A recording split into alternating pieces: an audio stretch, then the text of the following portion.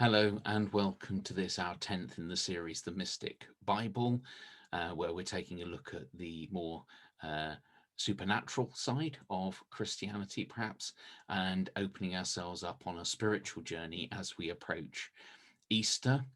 And we've talked over the last few days about being open to new ideas. We've talked about making sure that if you're going to sit and pray and you're going to open yourself up to wanting to talk to God or whatever, that ultimately you need to be in a safe space.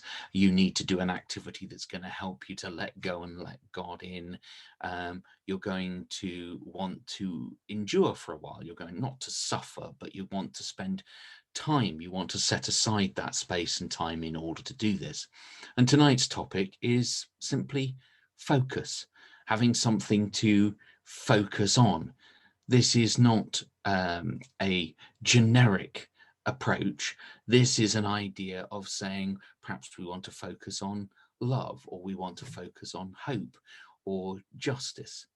And in a sense, tonight's picture, taken from the book of Samuel, chapter 25, the story of Nabal and David, it's one that kind of encapsulates the fight between good and evil and the understanding of justice. That's particularly complex.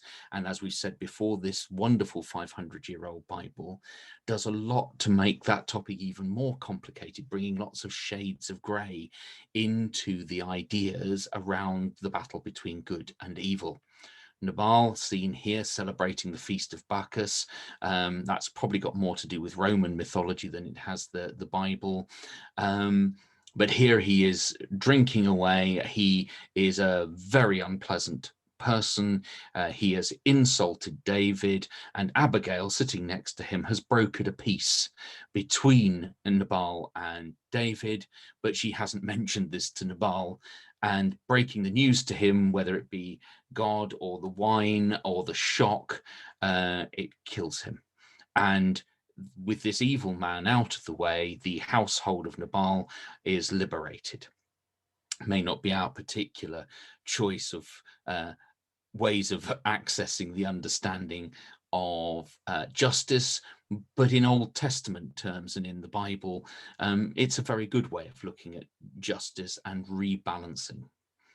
So, if we want to approach this in terms of spirituality and opening ourselves up, what I'm just going to suggest is that to close this off today, take a look at the details of the image. I'll just put the music back on, look at the detail in the background with the trees, the other people, look at the way that the people are in the foreground and what's going on, and perhaps what the story is trying to tell us.